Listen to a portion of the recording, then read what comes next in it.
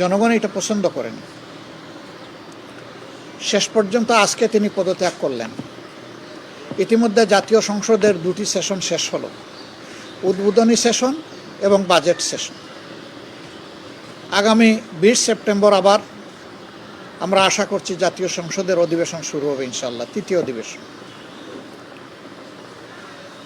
দেরিতে হলেও জাতির ঘাড় থেকে স্বৈরাচারের একটা কালো ছায়া সরে গেল, এই জন্য আমরা আল্লাহ তাআলার শুকরিয়া আদায় করি।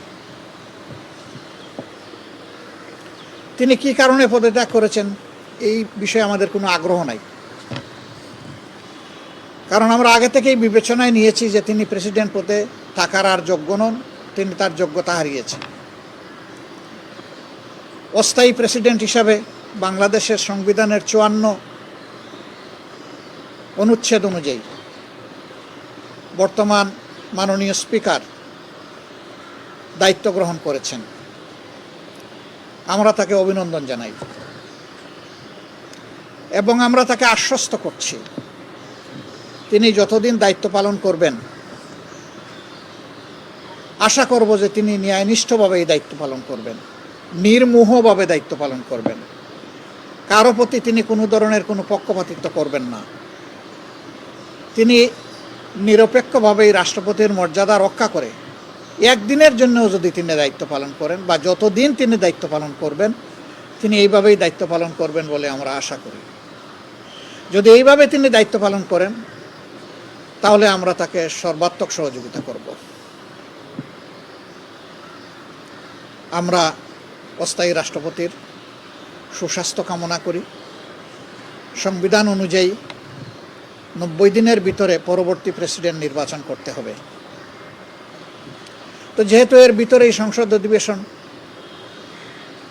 হওয়ার কথা রয়েছে, কাজেই স্বাভাবিক প্রক্রিয়াই হয়তোবা সেই প্রেসিডেন্ট নির্বাচন অনুষ্ঠিত হবে। সময় আসলে আমাদের ভূমিকা কী হবে ইনশাআল্লাহ আপনারা দেখতে পাবেন। বাংলাদেশ সামনের দিকে এগিয়ে যাক, এটা সকলের প্রত্যাশা। সংবিধান অনুযায়ী যেহেতু তিনি অস্থায়ী রাষ্ট্রপতির দায়িত্বে অধিষ্ঠিত হয়েছেন, এখন হয়তো ডেপুটি স্পিকারের দায়িত্ব পালন করবেন।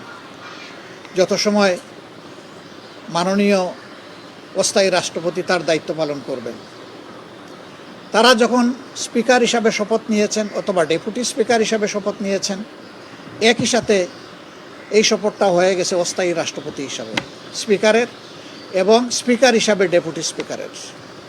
কাজে এখানে কোনো সাংবিধানিক সংকট তৈরি হওয়ার কথা না। আমরা চাই কোনো সংকট তৈরি না হোক, তবে জনগণের যে মৌলিক প্রত্যাশা যে একটা পরিবর্তনের বাংলাদেশ, এখনও বাংলাদেশের নবগঠিত পার্লামেন্ট সেদিকে পা বাড়ায়নি। আমরা অনবরত আমাদের চেষ্টা চালিয়ে যাচ্ছি, ভিতরে এবং বাইরে আমাদের এই চেষ্টা অব্যাহত থাকবে। অতি স্বল্প সময়ের দাওয়াতে আপনারা আজকে এখানে হাজির হয়েছেন, এই জন্য আপনাদের সকলকে আমার এবং আমাদের প্রিয় সংগঠনের পক্ষ থেকে আন্তরিক কৃতজ্ঞতা এবং ধন্যবাদ জ্ঞাপন করছি। সবাই ভালো থাকবেন, আমরা একসাথে এগিয়ে যাব ইনশাআল্লাহ। আসসালামু আলাইকুম ওয়া রাহমাতুল্লাহ। সবার আগে ওই হাতটা উঠছে। হ্যাঁ,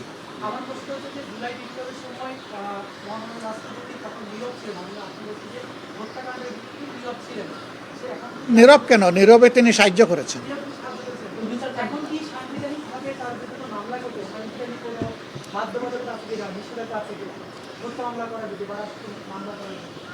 যদি সেই ধরনের ক্রেডিবল কোনো আলামত পাওয়া যায় তাহলে কোনো ব্যক্তি তো আইনের ঊর্ধ্বে নন।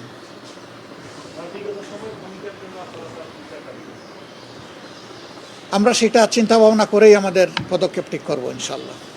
শফিক মুন্সি।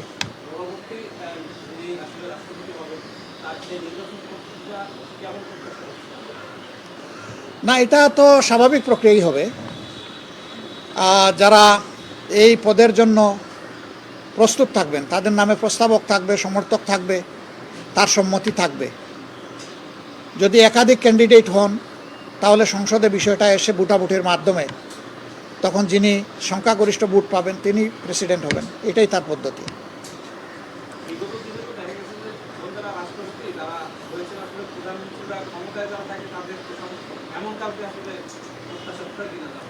না, আমরা তো প্রেসিডেন্টের মর্যাদাই প্রেসিডেন্টকে দেখতে চাই, কোনো তুষামুদকারী দেখতে চাই না।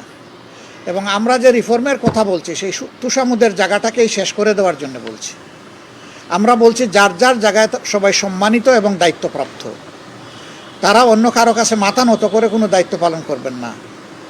অফিসের একজন পিয়নও যদি হন, তিনিও তার জায়গায় মর্যাদার সাথে তার দায়িত্ব পালন করবেন। কারো ডিকটেশনে তিনি চলবেন না, তিনি নীতি মেনে চলবেন। ঠিক যিনি প্রেসিডেন্ট হবেন তিনিও রাষ্ট্রের নীতি মেনে চলবেন, তিনি অন্য কারো কাছে তার বিবেককে তিনি বিলিয়ে দিবেন না, এটা আমরা আশা করব যিনি হবেন। জি, রয়েছে না, শেষ এসে গেছে। দেশ ছাড়বে বা দেশ ছেড়ে দেওয়া হবে এরকম কোনো দাবি জানাচ্ছেন? কিসের? উনি তো দেশ ছেড়ে যাওয়ার একটা ব্যাপার আছে। না, উনি দেশ ছেড়ে যাওয়ার কথা আমি শুনি নাই। ওনার বক্তব্য যেটা আজকে পেয়েছি যে তিনি গুরুতর অসুস্থ, মাঝে মাঝে তিনি ফেন্টিং অ্যাটাকে পড়ে যান, এই জন্যে তিনি দেশের বাইরে গিয়ে চিকিৎসা নিতে চান আর তিনি বিশ্রামে থাকতে চান।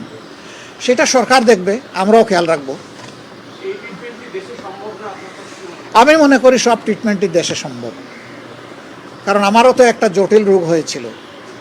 আমাকে তো ডাক্তাররা পর্যন্ত রিকমেন্ড করেছিল বাইরে যাওয়ার জন্য, আমি তো যাইনি, আমি তো এখানেই চিকিৎসা নিয়েছি। আমি চাই যে সবাই যেন এখানেই চিকিৎসা নেয়, এমনকি প্রয়োজন হয় বিদেশ থেকে এক্সপার্ট আনাও যেতে পারে, এটা কোনো সমস্যা নেই। এক্সপার্ট এনেও এখানে চিকিৎসা হতে পারে।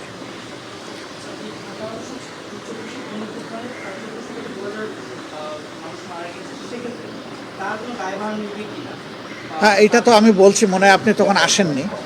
তার দায়ভার আছে, তিনি দায়ভার অস্বীকার করতে পারেন না। তিনি গার্জিয়ান হিসেবে ব্যর্থ, তিনি তার দায়িত্ব পালন করেননি। এই গণহত্যার বিরুদ্ধে তিনি একটা শব্দ উচ্চারণ করেননি যে এটা থামাও, এটা অবাণিজ্য, জনগণের উপর এটা জুলুম, এই ধরনের কোনো কথা আমরা তার মুখ থেকে শুনিনি।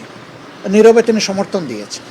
তা সবাইকে ধন্যবাদ। তার মানে তার যদি গুরুতর কোনো অভিযোগ থাকে, মানে অসুস্থ থাকে, সেক্ষেত্রেও কি আপনারা চান যে তিনি যেন বাইরে না যান, দেশেই প্রয়োজনে বিশেষজ্ঞ চিকিৎসা এনে যেমন? আমি তো শুধু তার ব্যাপারে না, আমি সবার ব্যাপারে চাই। এখানে প্রেসিডেন্ট, প্রধানমন্ত্রী যারাই আছেন, আমি চাই যে এই ব্যবস্থাটা দেশেই হোক। আপনি দেশেই নেন, আপনি সিলেক্টেড পিপুল বাইরে চলে যাবেন, তাহলে দেশের স্বাস্থ্য ব্যবস্থা উন্নত হবে কিভাবে? দেশের যারা চিকিৎসক তারা আস্থায় ফিরে আসবে কিভাবে? তারা তাদের কর্তব্য বুঝবে কিভাবে? এই সব কিছুর জন্য আমাদের সকলেরই দেশের ভিতরে চিকিৎসা নেওয়া উচিত। আমরা শক্ত বার্তা শুনতে পাচ্ছি, উনি যে দেশ ছাড়তে না পারে এরকম কোনো আহ্বান আপনার সরকারের কাছে করবেন কিনা? আপনারা সহসাই জানবেন যে আমরা সেই আহ্বান করব কিনা, ইনশাল্লাহ।